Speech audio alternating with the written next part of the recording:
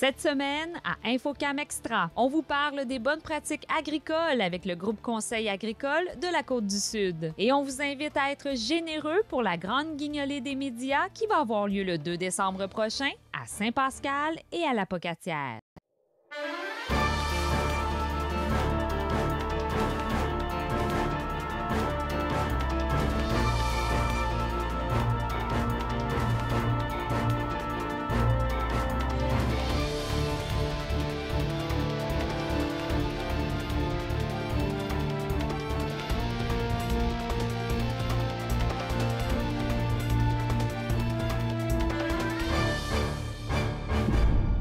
Bienvenue à cette autre émission d'InfoCam Extra et ma première invitée, Sylvie Choquette, qui est conseillère en agro-environnement du groupe Conseil agricole de la Côte-du-Sud. C'est quand même un long titre, hein, Sylvie?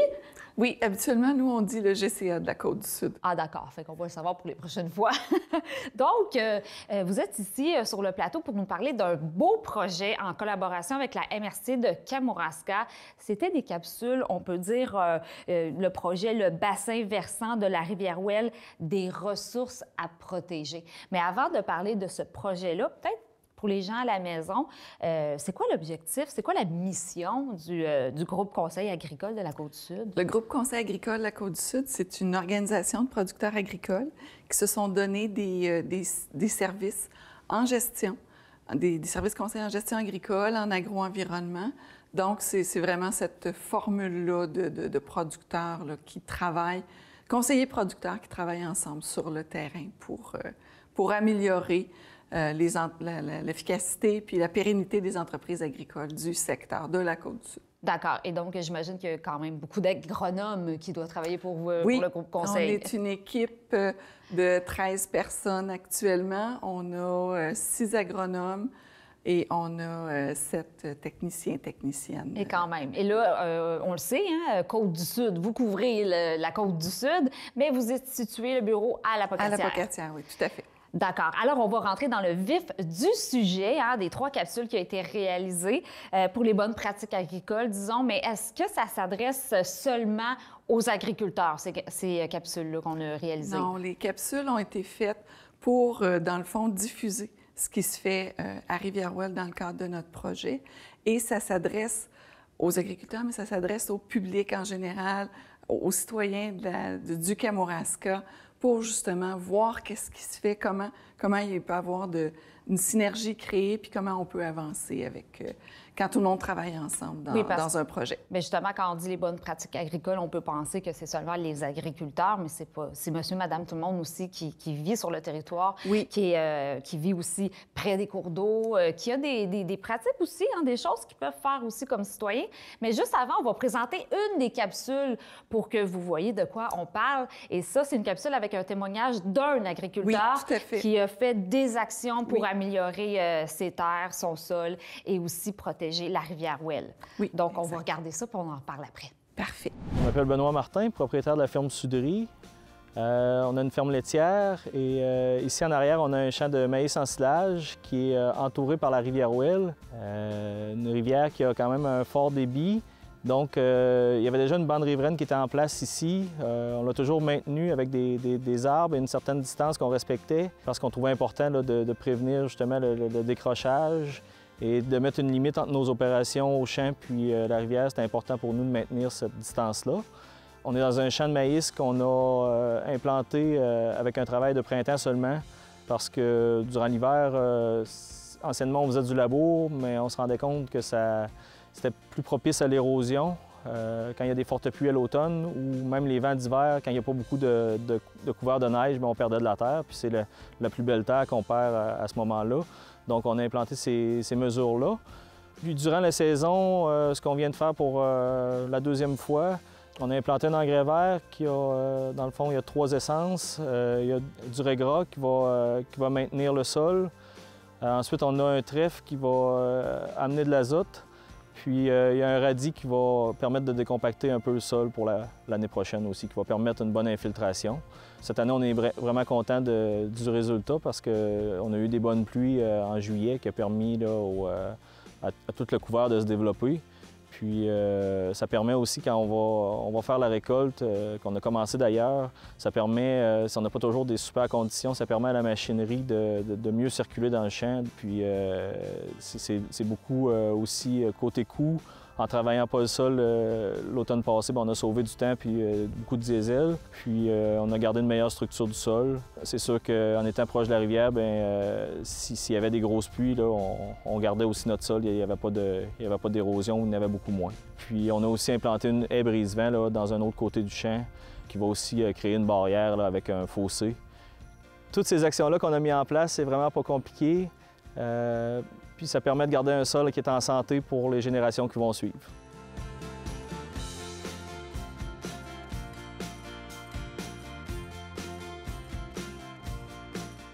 Alors, on a vu quand même que c'est une belle capsule, bien réalisée, des belles images, mais c'est surtout l'information qui est importante à retenir. Donc, on a vu plusieurs actions que l'agriculteur a fait. Oui. Et est-ce que ça, vous pensez, l'objectif derrière, c'est de donner des idées aux autres agriculteurs pour qu'ils emboîtent aussi le pas? Effectivement, de voir par un père, donc un collègue, faire ces actions-là au niveau des champs va permettre à d'autres de voir que c'est faisable dans un contexte qui est local. Là, ça ne vient pas de l'extérieur, c'est très local. Et donc, de voir si lui réussit à le faire, bien moi aussi, je pourrais peut-être l'essayer chez moi, puis ainsi de suite. Ça va faire son petit bonhomme de chemin là, à ce niveau-là. Ça ne demande pas un gros investissement, mais ça demande quand même du temps pour... Ça demande de la préparation. De la préparation. De prévoir ça, parce que oui, de voir, mettons, comme les intercalaires qu'il a fait, bon, bien, je vais semer quelle espèce dans mon maïs, qu'est-ce que je vais avoir comme plan de campagne, qu'est-ce que je veux obtenir avec ça. Faut préparer la rotation, faut s'assurer que la séquence des plantes va être bonne, que la séquence des arrosages, s'il y a des herbicides à utiliser, va être la bonne séquence pour permettre l'implantation de ces plantes de couverture-là. Puis, qu'est-ce que je vais faire avec ça au printemps prochain? Ça va être quoi ma culture? Fait qu'il y a vraiment une séquence. Fait que la première démarche à faire, une fois qu'on a l'intérêt, c'est d'aller dans la planification, de voir, de se projeter dans le temps puis de voir, OK, je fais ça comment? Et une fois qu'on voit comment on le fait, bien là, il faut effectivement faire nos achats de semences, il faut avoir nos équipements prêts au bon moment pour faire les travaux. Mais on va y arriver en ayant bien, c'est ça. Une fois qu'on l'a intégré dans notre routine, bien là, ça va être plus facile d'année en année parce que c'est pas un projet d'un an, ça. Là. C'est pour changer un peu la mentalité aussi des agriculteurs. Et j'imagine quand c'est bien expliqué, parce que vous êtes, ces personnes-là, ces agriculteurs-là, sont accompagnés d'agronomes là, qui leur expliquent. Là. Ils ne sont pas là tout seuls, là, bon, qu'est-ce que je fais? Ils sont bien accompagnés. Donc, j'imagine qu'ils sont très ouverts à ce changement-là. Parce que l'environnement, ça touche tout le monde. Oui. Bien, ça fait un certain nombre d'années qu'on leur en parle. Puis, il faut aussi prendre le temps. Tu sais, c'est le même principe qu'on va planter une graine puis qu'elle va produire quelque chose. Une idée, c'est la même chose. Souvent, il faut que ça ait le temps, qu'on la place, qu'elle germe avant que ça aboutisse. Ça fait plusieurs années qu'on en parle aux producteurs. Il y en a qui font des petits essais. L'été dernier, on avait vraiment des mini-parcelles, des essais chez des agriculteurs, pas juste dans le secteur de la Rivière-Ouelle, mais tout partout au niveau du club. Puis, ça permet aux gens de voir, ah ben oui, ça se fait. Ça se ferait de chez nous, dans mon contexte. Donc, ça permet après ça d'aller un petit peu plus loin puis de dire, bon, bien, au lieu d'en faire sur une toute petite parcelle ou sur un petit espace, bien, je fais un champ, 2 champs, 3 champs, puis on s'en va avec ça. Fait que c'est le rôle du conseiller d'être là pour expliquer c'est quoi les facteurs de réussite, mais aussi, quand ça ne fonctionne pas, de dire, bien, peut-être qu'il nous a manqué telle chose ou peut-être qu'on aurait pu faire ça autrement ou on devrait essayer ça de cette façon-là l'an prochain.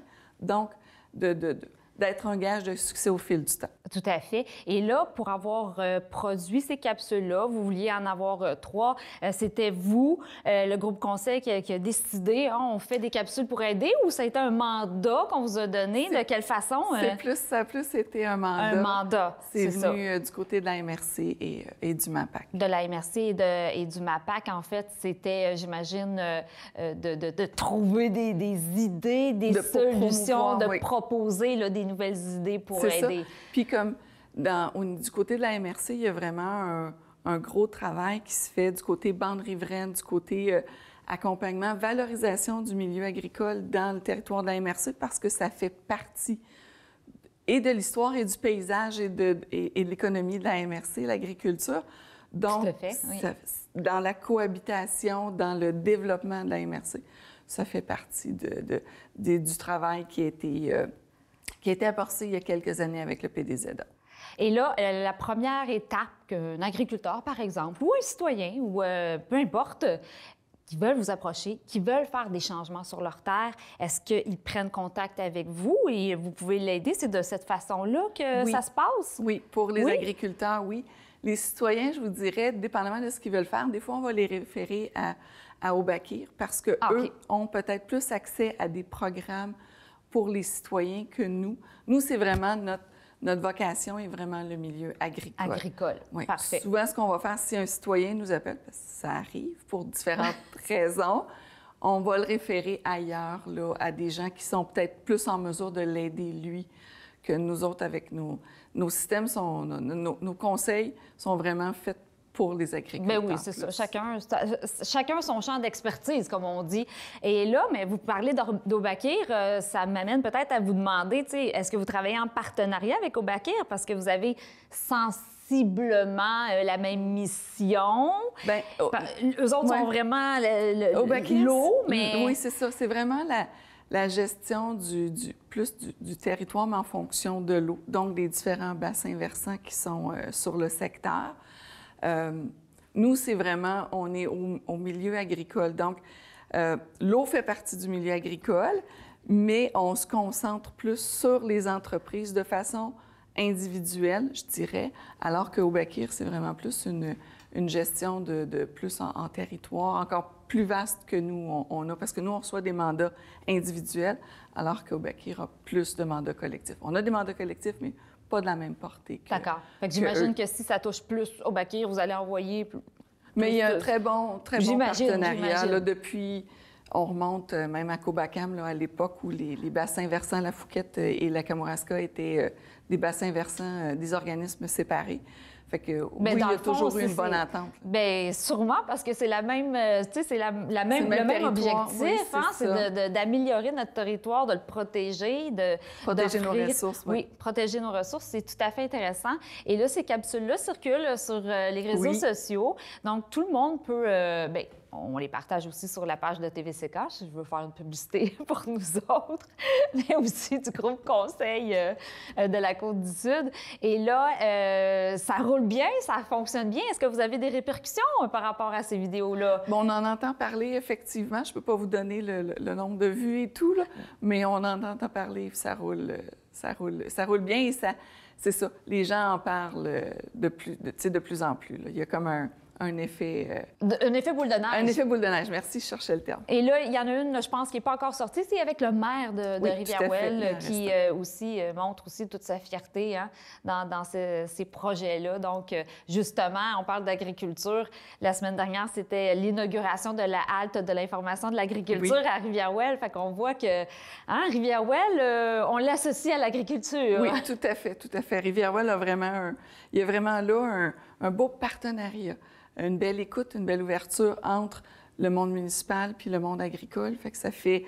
Je pense que ça peut servir de modèle ou ça peut se diffuser bien sûr, ailleurs. Là, il y a vraiment quelque chose de très intéressant. Là. Bon, bien, on vous invite à regarder ces capsules-là, qui sont fort intéressantes. Pour tout le monde, je vous le dis, on apprend plein de choses là-dedans. Donc, Sylvie Choquette, je vous remercie beaucoup. Vous êtes la bienvenue pour parler de d'autres projets, n'importe quand. Merci beaucoup. Merci. Alors, ma prochaine invitée à Infocam Extra, je pense qu'elle se passe de présentation, mais je vais la présenter pareil. Mireille Lisotte, directrice générale de Moisson Kamouraska. Et je me demande de quoi qu'on va parler aujourd'hui, Mireille. Est-ce qu'on parle de la guignolée des médias? On pourrait, effectivement. On pourrait, parce que guignolée des médias, on parle aussi de panier de Noël, ça va ensemble. Donc, on pourrait parler de la guignolée. Il va y avoir 2 guignolées sur le territoire du Kamouraska. Oui. La première, on va commencer par la première à la Pocatière avec l'option média. C'est leur 9e édition, donc c'est aux angles de la 6e et de la 1re avenue.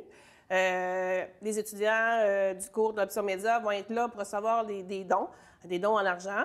Ils vont venir nous prêter main forte aussi à l'intérieur de la banque alimentaire pour confectionner, débuter, faire le tri de marchandises de certains paniers. OK.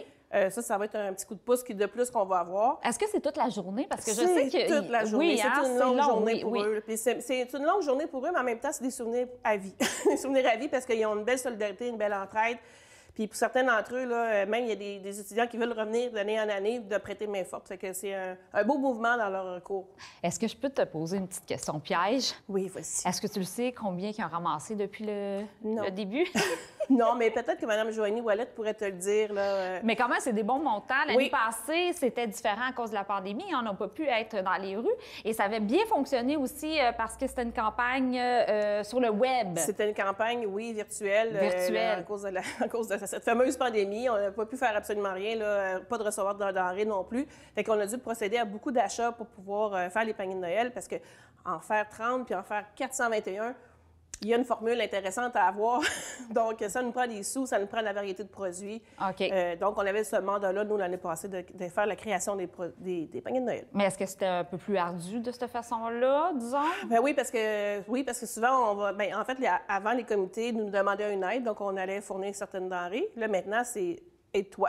C'est aide-toi. Donc, moins de personnes à l'intérieur pour faire les paniers, pas de bénévoles, parce qu'on se souvient, on était en zone rouge, donc pas de contact. Oui. C'était quelque chose. Puis tu pouvais pas prendre non plus trop de bénévoles? Parce pas que du tout de bénévoles. C'était l'équipe interne qui était là, puis on refusait tout le monde, on n'avait pas le droit d'en prendre. Bien oui.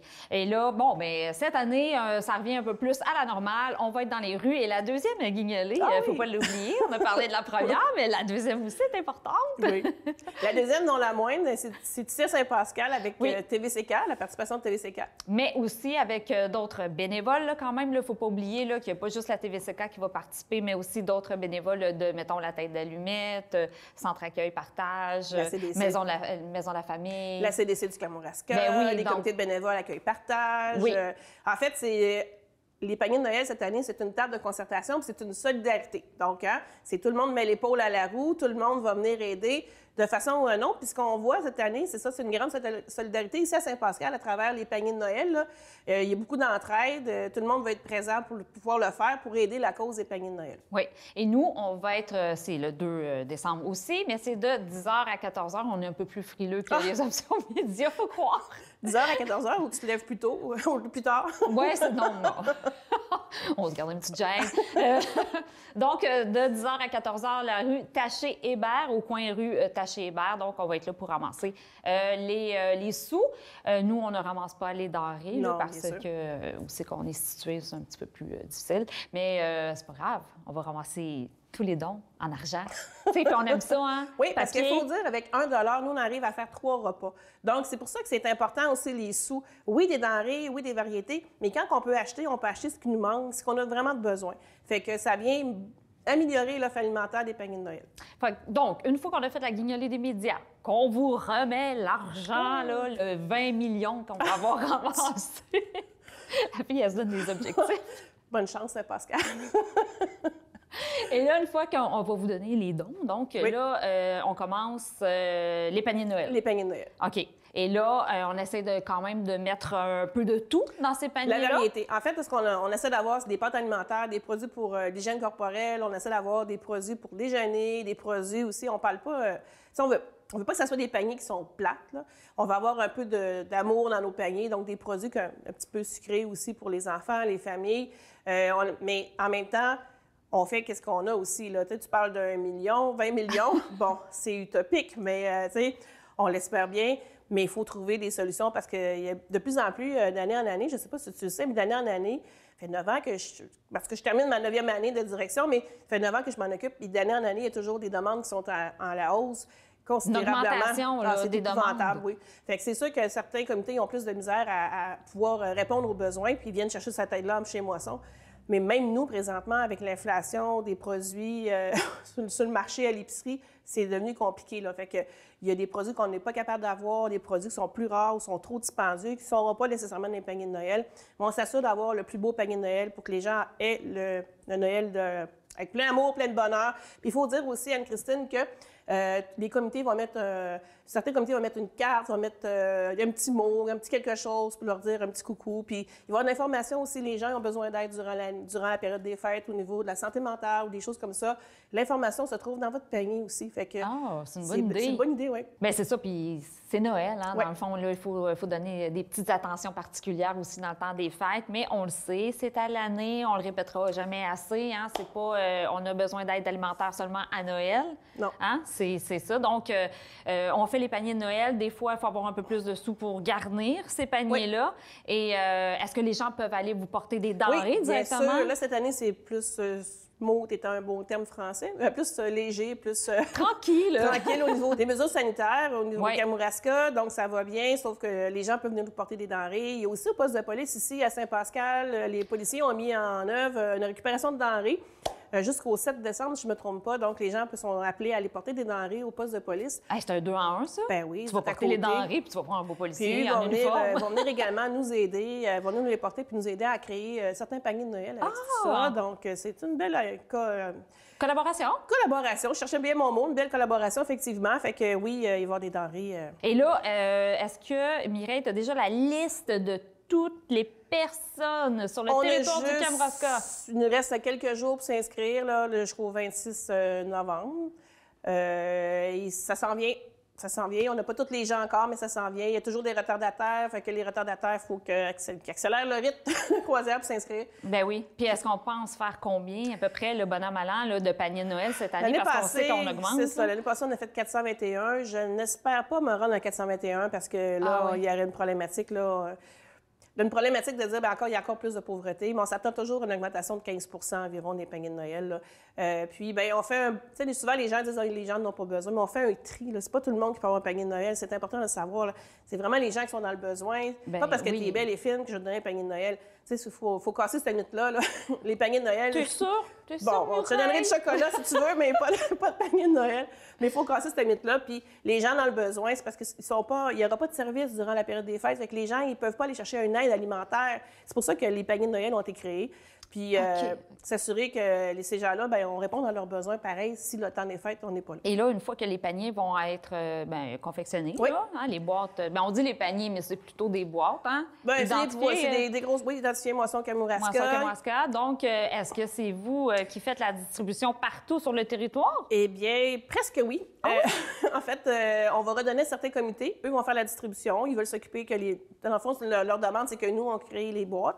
On va leur livrer, puis ils font leur distribution dans leur localité.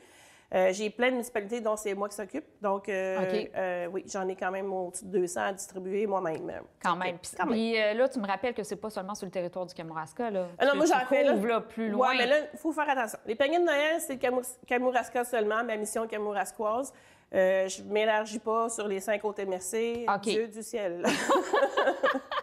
OK, donc les paniers de Noël, c'est seulement Kamouraskois. Donc, mais le reste du temps, sur 6 MRC. c'est merci. C'est ça. Fait que c'est sûr que si vous faites un don ici au Kamouraska, les sous restent au Kamouraska, OK. n'ayez crainte, ça va aller dans votre communauté parce qu'on va venir bonifier les paniers de Noël de votre communauté avec ça. C'est parfait. Et là, après, une fois que les paniers, on revient travailler, hein, après le temps des fêtes, Oui. là, c'est quoi qui se passe? Bien, il se passe Il qu'on reste, continue.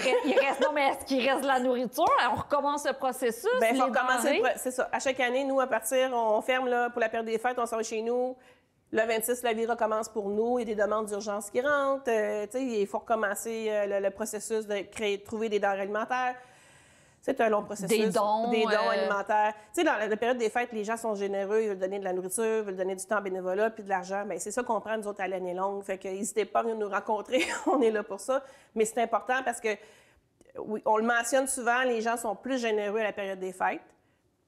Je sais pas pourquoi, mais les gens ils ont beaucoup de dons à donner. Là. Ils ont du cœur, ils ont... Ils ont le cœur Il y a sur la des gens main, qui sont ouais. plus aisés aussi, qui veulent redonner. Là. C'est ça qu'on devrait dire, mais en même temps, tout au long de l'année, il y a quelqu'un qui est dans le besoin. Puis on l'a dit tantôt, les prix à l'épicerie augmentent considérablement. Ah, ben oui.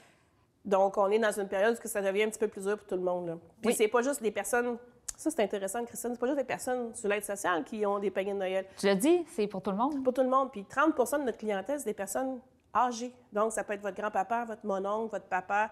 C'est des votre grand-maman, ma tante, peu importe, là, c'est vraiment des gens qui sont dans le besoin, c'est cette clientèle-là. Puis on soupçonne pas aussi qu'il y a des personnes qui travaillent aussi qui en ont besoin. Ouais. Ça, c'est quand même Ouais. assez spectaculaire, là. Si tu travailles puis tu as besoin d'aide alimentaire, là. Bien, en fait, il faut comprendre que souvent, c'est des salaires à faible revenu. Oui. Puis nous autres, au réseau des banques alimentaires du Québec, on disait le visage de la pauvreté change. Puis durant la pandémie, hey, on l'a eu comme dans le visage, ça change. Tu sais, monsieur, madame, tout le monde, c'est de toutes les accalmies, là, tu vois ça partout. Les étudiants, beaucoup. Puis ben, même si on est en plein emploi, il reste que des gens, leur emploi a été coupé à certains endroits. Ils ont eu des difficultés durant l'année. Un des deux a perdu son emploi, donc c'est une famille de 3 enfants. Oui, ça complique les choses. C'est plus compliqué, puis ça coûte cher, la vie de nos jours. Parle-moi-en pas. Fait que là, écoute, on va se souhaiter bonne chance pour la guignolée. Oui, c'est une note positive, ça va bien aller, il fait beau, il va faire chaud. Non? Ah oui? Ben, Oui. Je souhaite un petit 8 degrés, moi, soleil, il n'y a pas de problème. Non, ça devrait bien se passer, j'imagine. Là, puis, en tout cas, le sourire des gens va te réchauffer, Anne-Christine, je suis certaine. Ça, c'est sûr. Puis je ne serai pas seule. Donc, c'est toujours agréable de faire une journée comme celle-là. Et tu le dis, les étudiants aussi apprécient beaucoup faire... C'est une belle expérience. C'est une belle expérience. Puis en fait, c'est pour une belle cause aussi. Effectivement. Donc, on répète, c'est le 2 décembre. À l'Apocatière, c'est toute la journée. Rappelle-moi les coins. 6e avenue et 1er rue, aux 4 stops, là, aux Lumières, là, on peut pas se tromper. Hein? En avant du métro d'ITA. Parce qu'il n'y en a pas 5 là, à l'Apocatière. Et de notre côté, c'est de 10h à 14h, coin Hébert et Taché pour la guignolée préparée par TVCK, mais on n'est pas seul du tout. Et par la suite, Mireille, on peut, j'imagine, ma dernière question, c'est est-ce qu'on peut aller porter des dons aussi en argent à Moisson cette journée-là? On prend de tout. Ben oui. Puis, tu sais, les dons en ligne, ça existe encore, là. Tu sais, c'est pas juste inventé durant la pandémie. On peut toujours aller sur un site Internet, on peut aller... on peut tout faire. Bon, fait que si on prend pas notre auto, là, la journée de la guignolée, on s'en va sur le site Internet de Moisson puis on s'en va donner un don en ligne. Pourquoi pas? C'est-tu pas pire comme idée? Fait qu'on finit avec ça, Mireille. Sinon, on va surveiller prochainement ton déménagement. On le sait, elle va déménager, elle va se faire construire même. Donc, oui. gros projet à long terme. On verra pas ça tout de suite dans les prochains jours. Non, c'est pas encore. Nous, on commence à voir de quoi ça va avoir l'air. C'est le fun, mais ça avance pas assez vite pour moi. Puis là, on arrive à un moment donné qu'il faut que ça avance un petit peu plus vite parce que le temps commence à manquer. Mais on sort de cette période-là, les paniers de Noël, après ça, un petit go. Donc, on va surveiller ça avec grande attention. Mais là, on se concentre sur la guignolée des médias. Voilà. Merci, Mireille. Un grand merci à toi. Et de notre côté, on se retrouve pour un autre Infocam Extra la semaine prochaine. Bye-bye.